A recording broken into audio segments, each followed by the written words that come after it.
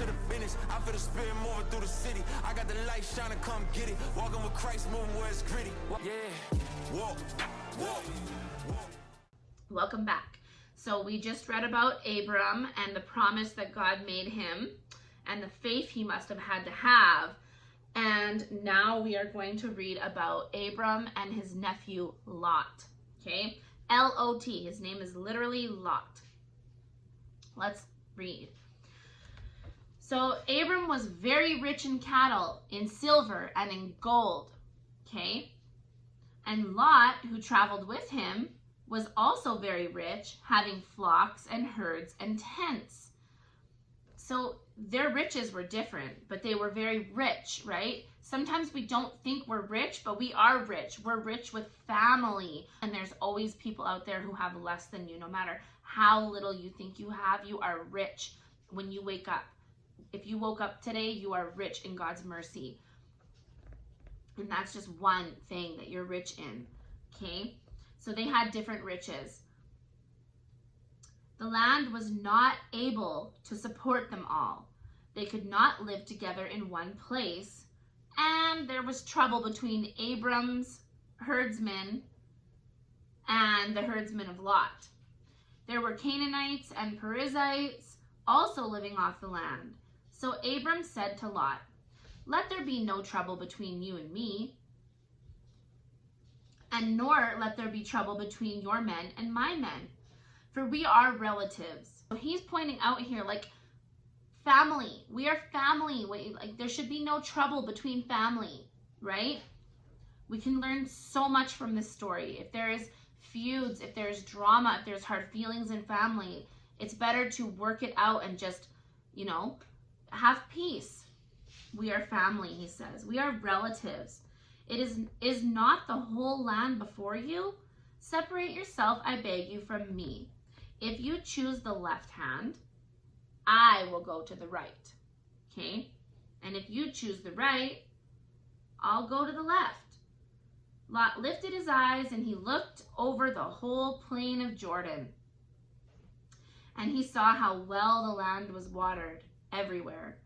It was like the garden of the Lord and like parts of the land of Egypt.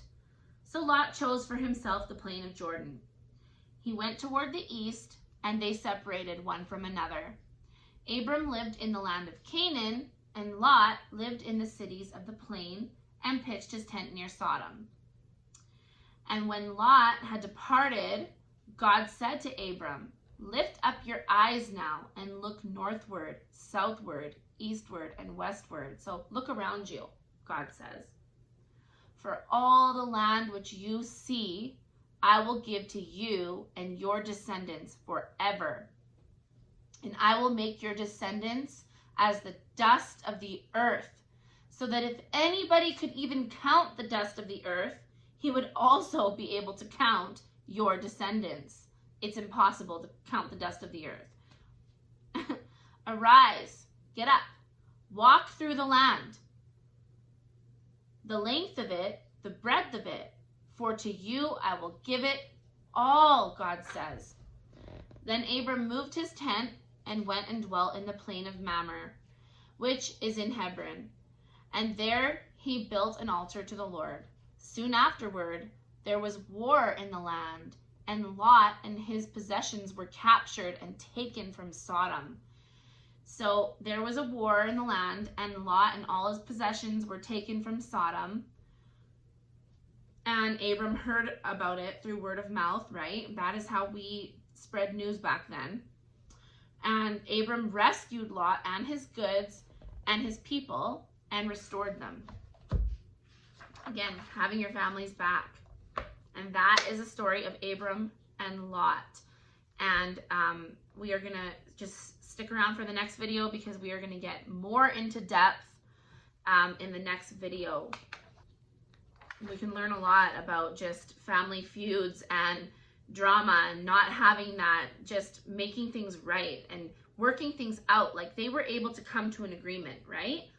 And Abram was okay with him taking this well-watered and beautiful land, right? He made that agreement. He he was able to sacrifice to allow his family to have good things as well. And love is sacrifice. So, you know,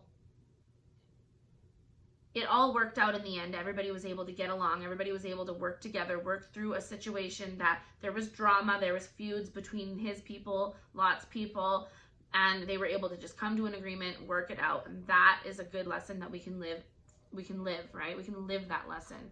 We can learn it, we can live it. So, yeah, hope you guys enjoyed that story and stick around for the next one. Shalom. Back to the business, I feel the spirit moving through the city. I got the light shining, come get it. Walking with Christ, moving where it's gritty. Yeah, walk, walk.